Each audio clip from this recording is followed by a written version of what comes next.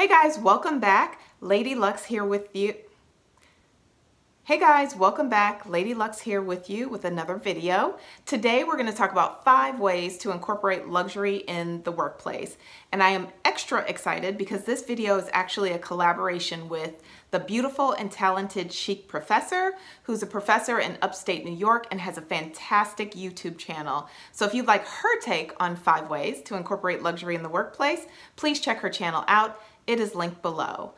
So before we get started, you guys always like to know what I am wearing, so I want to go over that really quick and then get into the luxury. So I am wearing actually the Dior gunmetal earrings.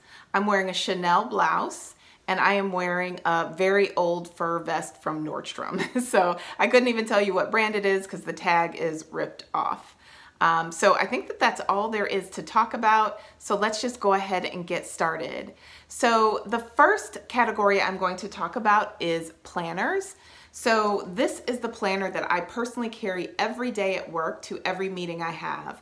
This is a GM size planner from Louis Vuitton, and it is in the tiger leather. So as you can see, it is not heavily logo embossed, it is not monogram, it is nice and subtle. But what I can show you is if you can see the Louis Vuitton embossing on the corner there. So this is just a beautiful little piece of luxury. I'm not going to go into a lot of detail because I'd like to take you through my process for planning at another time. So highly recommend this size as a GM so that you can write, you can take notes in a meeting, you can keep your to-do list. Highly, highly useful. The second category we're going to talk about is earrings. As you guys know, I love a luxury earring, but I save my big, dramatic luxury earrings for the weekends and for my private time. When I am at work, I wear my luxury earrings that are a little bit more subtle. So I'm going to show you 3 examples of luxury earrings that you could incorporate into the workplace. So the first pair of earrings that I'm going to show you are the Dior Tribals. And these have been a fixture on YouTube and have been featured on many channels, but they're beautiful because they are luxe, but they are not logoed in any way, shape, or form except for very small around the gold part. And those who know luxury will know exactly what these are, but those who don't will just see it as a beautiful double-sided pearl or metal earring. So highly recommend the Dior Tribals for your workplace. The second 2 examples I'm going to show you are from Chanel. So always a staple are the small double C earrings. And you can see that these are the ones in silver with the crystals. I've not had an issue with the crystals, but this just fits, sits right there on your ear. And so it's just a very, very little subtle touch. And because the size of this is relatively small, unless somebody is really looking at your ears, they're not going to just stand out and scream, I paid a lot of money for my earrings. So I highly recommend these. And these were a recent purchase in my haulathon. I wanted to show you an option in gold. So here is a Chanel earring. As you can see, the Chanel logo is very small and it's in black, and it's a small little stud earring that just looks very chic with a lot of different things. As a matter of fact, if you check out part 1 of my Q&A, I am wearing those earrings in that video, and I mentioned that I'm actually headed to work that day for a big important meeting. So earrings, you want to keep them subtle, you want to keep them smaller, and you don't want to scream logos. Next, we're going to talk about luxury watches. So I am actually wearing one, which is this. This is the Chanel J12. And it is an absolutely beautiful watch. First of all, there's just not a lot to it. It's not super blingy. And it is, and I also love that it's in black. It also says Chanel in a very small logo here. And it's just a nice ceramic watch. And so from afar, unless someone is familiar with the J12s, they're not really going to peep out that it's a Chanel. But again, those who appreciate luxury will know exactly what you are wearing on your wrist. The second item I want to feature, and it's a little bit more flashy, but I think it's flashy in a more subtle way, is I have a tag. I never know how to say it. We'll just call it a tag watch. Come on, focus. Focus, focus, focus. And as you can see, it does have a diamond bezel, but the diamonds are not so big that they're over the top blingy and shiny. You also have a very professional braid to the watch. It is a slightly larger watch, but it's not super oversized. And I think it's just very chic and elegant for the workplace. So I also wear this quite often. So my Chanel J12 and my tag, if you're not quite here to be able to purchase a Chanel or a tag based on your budget, I would recommend Michelle watches.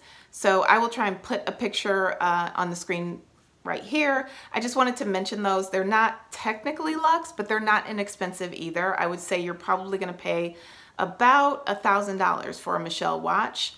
So that's also another option if you wanna elevate, but are not quite ready for luxe yet.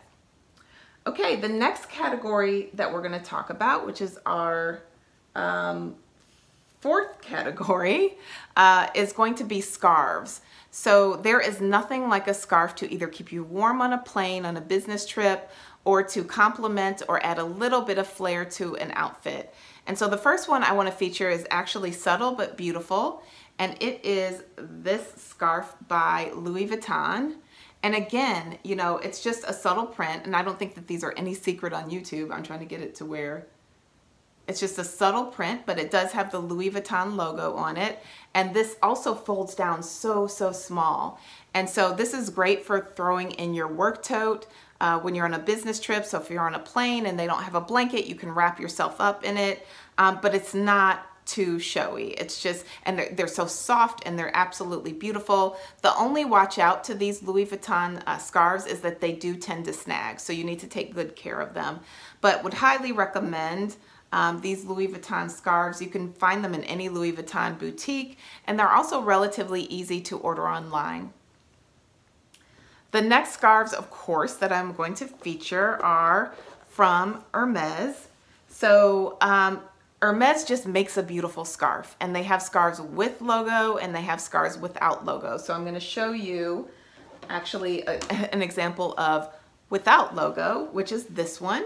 If you guys have watched my bag collection, more to come on that, but I was wearing this in one of those videos, and it just looks like a beautiful, luxe, bright, colorful scarf, but does not scream Hermes. I'm sure that there's the Hermes, you know, name on here somewhere, but it's just a beautiful and colorful scarf, which looks great with a blazer. I like to wear a blazer and drape it around my neck. You can wear it outside of a sweater like I was on that video. You can wear it as a belt. There's all kinds of applications for a scarf.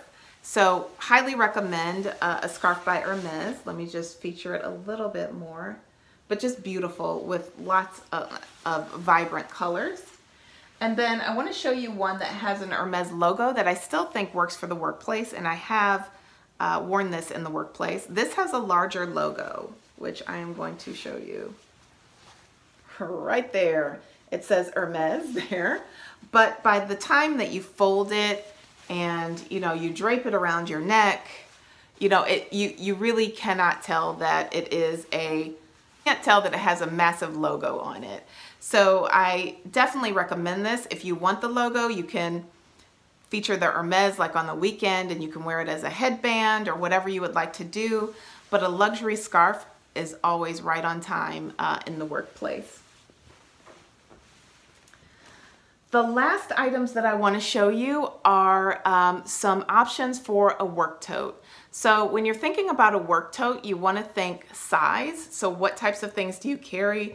Do you carry a large laptop, or do you only carry a small iPad? Do you carry a separate purse, or do you like to incorporate your wallet and your cosmetic bag within your work tote? I personally only carry my work tote. So my luxury bags and my purses, I get this question a lot, are for the weekends, and yes, I do change them out. So for example, today I was wearing a Chanel Gabrielle crossbody small bag.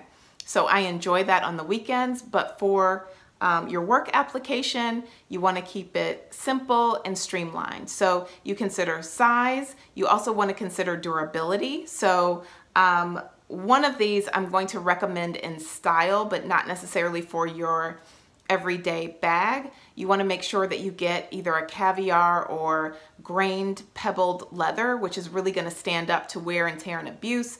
I throw mine in my car. I might have to sit it on the floor. So you definitely want to think about those things. And then you want to think about the functionality in terms of pockets and compartments. And I would also think about whether you need a shoulder strap. Some people do. I could live with it or without it. Or you are a top handle type of lady. So I'm going to show you actually one of each option, and one of those options is going to surprise you. So the first item that I want to show you is my actual work tote. So this is actually full of my stuff right now, but this is the Chanel Executive Surf Tote.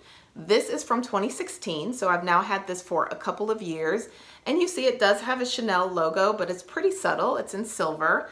As you can see, it does have the pebbled leather on it, so it's very, very durable. The top handles are very thick, and this does, in fact, have a crossbody, or sorry, yes, it can be crossbody, but it has a shoulder strap. So that just gives a lot of option for versatility and durability, and this fits everything that I need. It would fit a laptop, it would fit my cosmetics, it would fit everything that I need for my personal my personal care, so to speak. So I highly recommend this. They don't sell, I don't think they sell this exact model in the stores, but you can definitely get them pre-loved in excellent condition because it's such a durable bag, or you can get the most recent version of that.